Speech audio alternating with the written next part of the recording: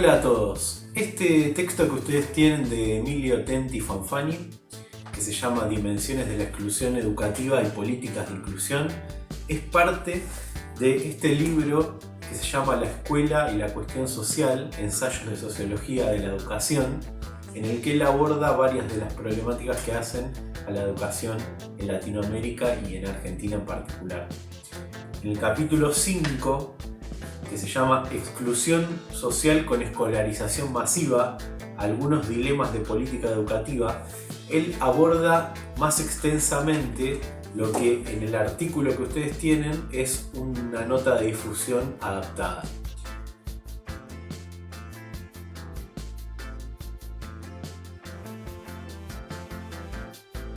Para entrar en el planteo central del autor, hay que tener en cuenta que él hace una clasificación. Él plantea que lo que es la exclusión educativa tiene dos caras.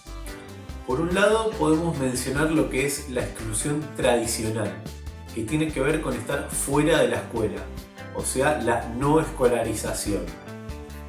Y por otro lado plantea que existe otro tipo de exclusión, que es la exclusión del conocimiento o la exclusión cultural. Este tipo de exclusión implica estar dentro de la institución educativa, pero al mismo tiempo estar excluido de los saberes que se consideran centrales para aprender dentro de la institución.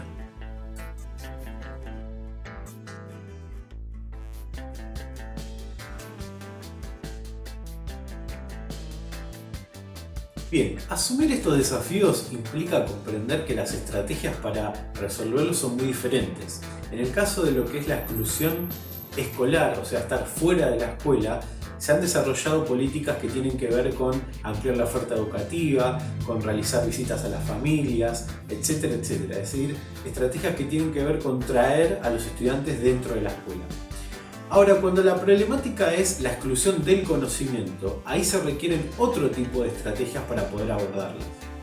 En el caso de lo que hace al abandono, Tenti Fanfani plantea que se han desarrollado numerosos estudios que plantean que el abandono tiene que ver muchas veces con factores estructurales como lo que tiene que ver con el trabajo, factores económicos, factores familiares, de necesidades familiares como poder cuidar a los hermanos menores, etcétera, etcétera, y factores escolares que tienen que ver con la oferta educativa en sí, su falta de atractivo, el desinterés o la opción por otros caminos que realizan los estudiantes, sobre todo en la educación secundaria, por ejemplo, dedicarse al mundo del trabajo.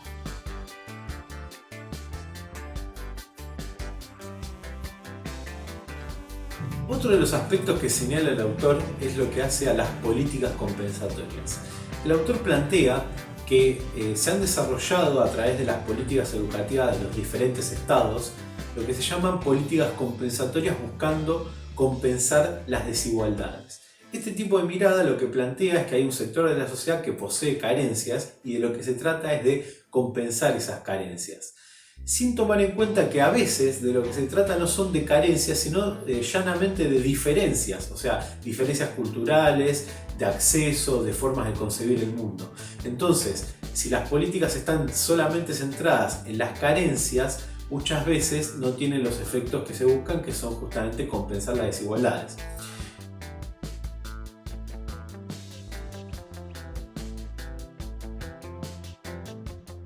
Particularmente lo que plantea el autor es que las políticas compensatorias que se han desarrollado tienen lo que él denomina potenciales efectos perversos. Tenti Fanfani plantea que hay por lo menos tres potenciales efectos perversos. El primer efecto perverso lo denomina el etiquetamiento.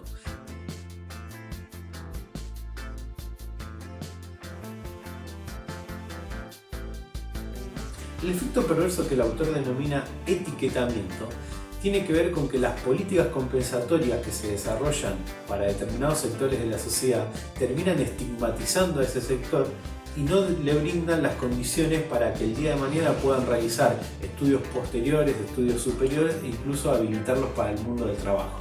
Es decir, quedan focalizados en lo que se llama una escuela para pobre o una escuela para un sector social determinado.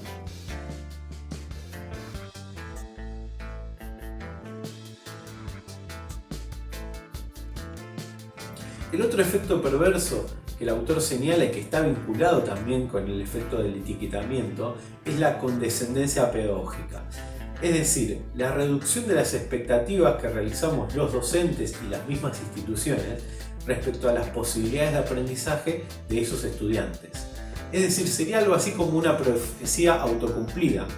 Nosotros docentes o las instituciones en las que trabajamos, con tal de no perder a sus estudiantes, de que no queden excluidos de la escolarización, bajamos las expectativas, las exigencias y terminamos excluyéndolos del conocimiento, o sea, de la cultura. Es decir, terminamos optando entre o excluirlos, elevando los niveles de exigencia de la escolarización, o bien excluirlos del conocimiento, bajando los niveles de expectativas o de exigencia en lo que hace al saber o a la enseñanza.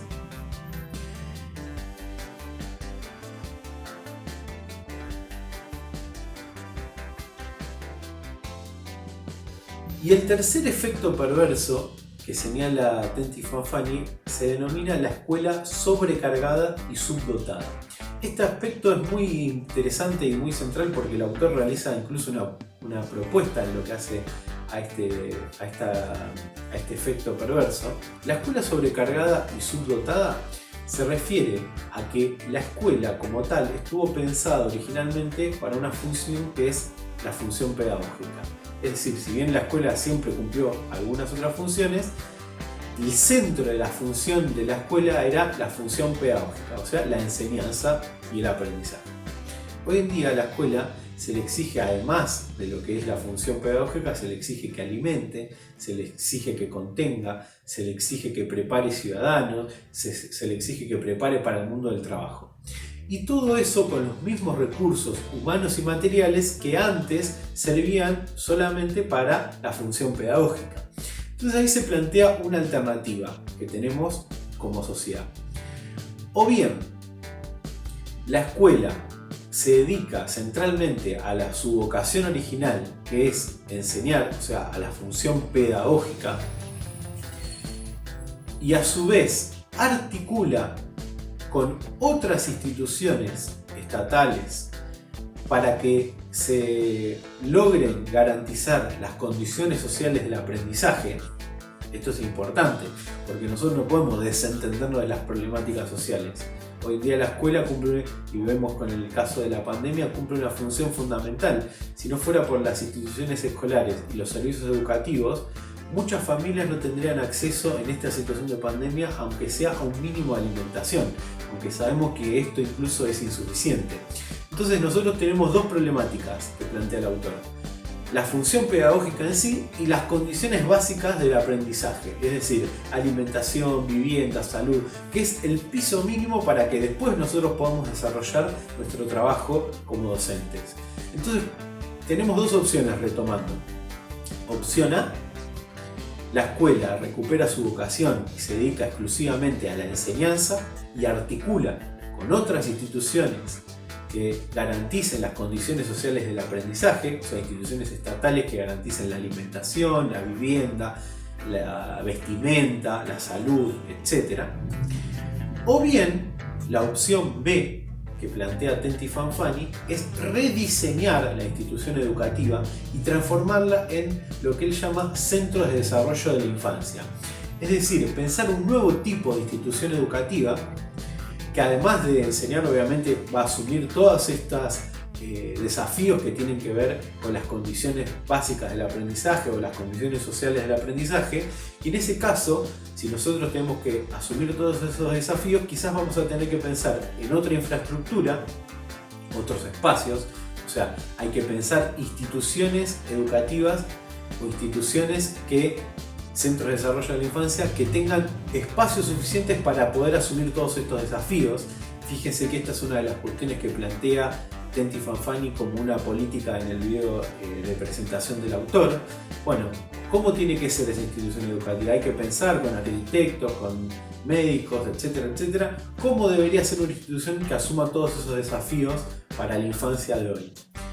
Y además de tener una infraestructura renovada, pensada para estos desafíos, hay que tener todos los profesionales porque no solamente necesitamos docentes, sino que vamos a necesitar nutricionistas, médicos, psicólogos, una institución muchísimo más abarcativa y amplia que pueda asumir todos esos desafíos. Es decir, rediseñar la vieja institución escuela de la modernidad, que ustedes la vieron en el texto de Pablo Pinot, cómo se plantea, cuáles son las características que tiene, para qué fue pensada. Fue una institución pensada fundamentalmente para homogeneizar, para formar un tipo de ciudadano.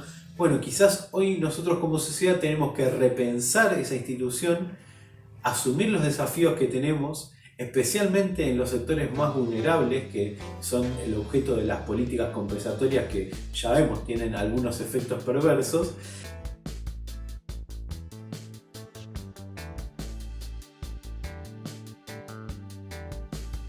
Y llegar a esa conclusión que plantea el autor en uno de los últimos subtítulos, que parece quizás un trabalengua, pero me parece que es muy claro en el sentido de que sintetiza la propuesta y la idea que plantea el autor.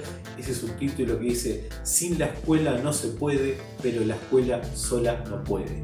Es decir, sin la escuela no se puede, porque hoy en día vemos que, a pesar de que la escuela no es la del siglo XIX o XX, no es una escuela que moldee ciudadanos, no es ese tipo de escuela, sigue cumpliendo una función central en la sociedad, sigue siendo fundamental para la socialización de las nuevas generaciones, sigue cumpliendo un rol fundamental para la contención, sigue cumpliendo un rol en el marco de la pandemia para la alimentación.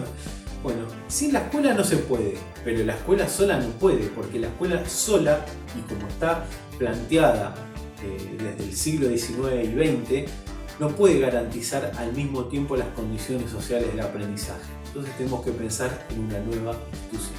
Este sería uno de los resúmenes de lo que plantea el autor en este texto, Dimensiones de la exclusión educativa y políticas de inclusión. Bueno, hasta la próxima. Cualquier consulta pueden escribir en el foro de consultas.